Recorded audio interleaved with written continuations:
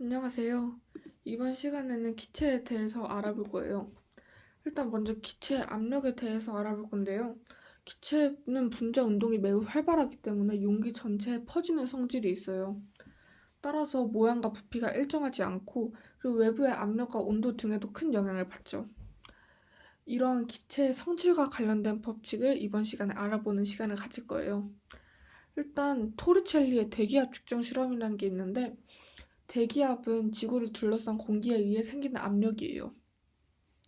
압력은 단위 면적에 작용하는 힘의 크기로 단위는 뉴턴/미터 제곱, 파스칼, 기압, 토르 등이 있어요.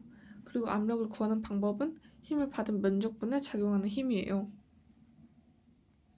일단 토리첼리의 실험은 한쪽 끝이 막힌 긴 유리관에 수은을 가득 채워서 수은이 담긴 용기에 거꾸로 세우면 수은 기둥의 높이가 76cm, 즉 760mm의 위치에서 수은이 더 이상 내려오지 않는 실험이에요. 수은 기둥의 높이가 76cm일 때 압력을 일기압이라고 해요. 그리고 이제 기체 압력에 대해서 알아볼 건데요. 기체 압력은 기체 분자들이 끊임없이 운동하면서 용기의 벽면에 충돌하는 힘에 의해 기체의 압력이 나타나요. 기체 압력의 크기는 단위 시간 동안 기체 분자의 벽면에 충돌하는 횟수가 많을수록 기체 분자의 운동 속력이 빠를수록 기체 압력이 더 커요. 따라서 온도가 높을수록 단위 부피 속의 기체 분자 수가 많을수록 일정량의 기체가 차지하는 부피가 작을수록 기체 압력이 크죠. 그리고 기체 압력을 측정하는 방법에 대해서 알아볼 건데요. 용기 속 기체 압력은 수은이 들어있는 U자관 장치로 측정을 할 수 있어요. 가장 왼쪽에 있는 그림을 보시면 양쪽에 있는 수은 기둥의 높이가 똑같다는 걸 볼 수 있죠. 이럴 때는 대기압과 기체의 압력이 똑같다는 사실을 알 수 있어요. 그리고 두 번째 그림을 보시면 수은 쪽, 그러니까 기체 부분 쪽에 수은 기둥이 더 내려가 있는 걸 보실 수 있죠. 이러한 경우에는 기체 압력이 대기압의 압력보다 더 크다는 걸 알 수 있고요. 이때 기체 압력은 대기압 플러스 여 높이만큼 H1이라는 걸 알 수 있어요. 그리고 마지막 세 번째 그림을 보시면 대기압 쪽에 있는 수은 기둥이 더 내려가 있죠. 이런 경우에는 기체보다 대기압의 압력이 더 크다는 사실을 알 수 있고 이런 상태에서 기체 압력은 대기압 마이너스 H예요. 문제는 기체의 압력과 부피의 관계에 대해서 알아볼 건데요. 일단 기체 압력과 부피의 관계는 온도가 일정할 때 일정량의 기체에 가해지는 압력이 커지면 기체의 부피는 작아지고 압력이 작아지면 기체의 부피는 커져요. 보일이 이런 기체의 압력과 부피의 관계를 알아보는 실험을 했는데요. 일단 일정한 온도에서 한쪽 끝이 막힌 J자관에 수은을 넣으면서 압력을 증가시키면 J자관에 들어있는 공기의 부피가 감소를 해요. 이게 무슨 뜻이냐면 J자관에 한쪽이 막혀있고 한쪽이 열려있는 이런 용기 같은 거에 수은을 집어넣으면 그 끝부분에 공기가 남아있을 거 아니에요. 그러면은 점점 더 수은을 많이 넣을수록 반대쪽에 있는 공기로 차 있는 부분이 줄어드는데 이 줄어드는 건 공기의 압력이 커지면서 기체가 점점 서로 붙으면서 그 부피가 작아지는 거예요. 그래서 보일 법칙은 일정 온도에서 일정량의 기체의 부피는 압력에 반비례한다는 법칙이에요.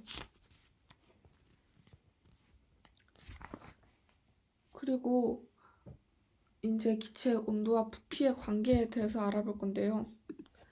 일단 앞에서 온도가 일정한 조건에서 기체의 압력에 따른 부피를 살펴봤는데 지금부터는 압력이 일정한 조건에서 온도가 변할 때 기체의 부피는 어떻게 변하는지 알아볼 거예요. 일단 샤를 법칙은 여기 아래 두 개의 식이 있는데 왼쪽에 있는 식은 섭씨 온도를 적용했을 때의 식이에요. 그래서 일정량의 기체의 부피는 온도가 1도씩 높아질 때마다 0도씨 때 부피의 273분의 1씩 증가해요. 하지만 절대 온도 때는 절대 온도는 섭씨 온도가 다르기 때문에 식이 약간 달라지는데요. 일단 절대 온도가 뭐냐면 절대 온도는 마이너스 273도씨를 0으로 하는 온도로 단위는 켈빈이에요. 그리고 절대 온도는 절대 0도라는 게 있는데 이론적으로 기체의 부피가 0이 되는 온도로 영하 273도씨이고 이 온도를 절대 온도의 기준으로 해서 0켈빈이라고 해요. 그럼 절대 온도와 섭씨 온도의 관계는 절대 온도는 273 더하기 섭씨 온도겠죠. 그러면은 여기 왼쪽에 있는 식의 소문자 T에 절대 온도를 대입해 볼게요. 그러면 절대 온도는 273 더하기 섭씨 온도라고 했으니까 이 소문자 T 부분에 섭씨 온도는 절대 온도 빼기 273 해서 T 부분에 그 숫자를 넣어볼게요. 그러면은 아래와 위에가 서로 약분이 되고, 그리고 절대 온도는 일정량의 기체의 부피는 절대 온도에 비례한다는 식이 나오게 되는데요. 여기서 그 절대 온도를 제외한 나머지 문자들을 다 묶어서 K라는 비례상수로 나타내고요. 부피는 비례상수 곱하기 절대 온도 라는 샤를 법칙의 공식이 나오게 돼요.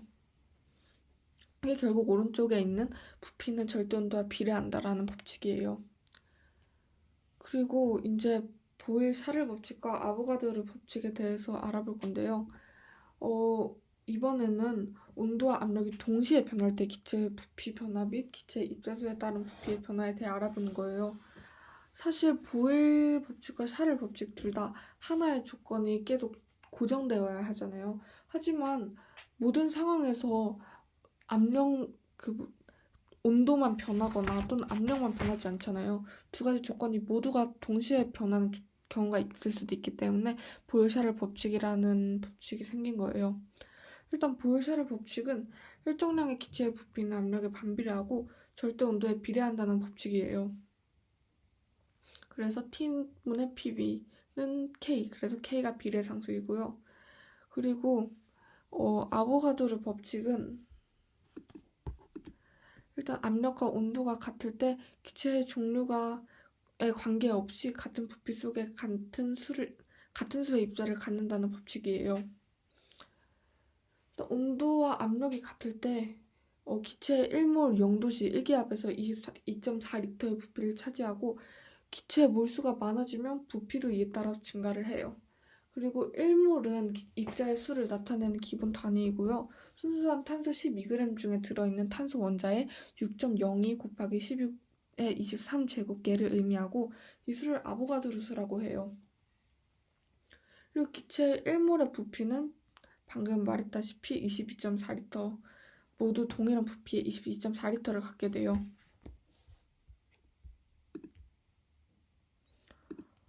그리고 이상기체 상태 방정식은 앞에서 배운 보일 법칙, 샤를 법칙, 아보가드로 법칙을 다 합쳐서 하나의 관계식으로 표현을 한 거예요.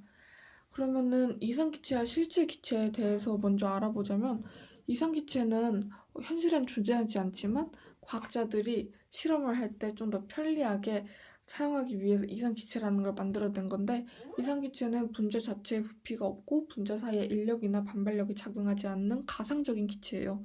실제로는 존재하지 않는 기체죠.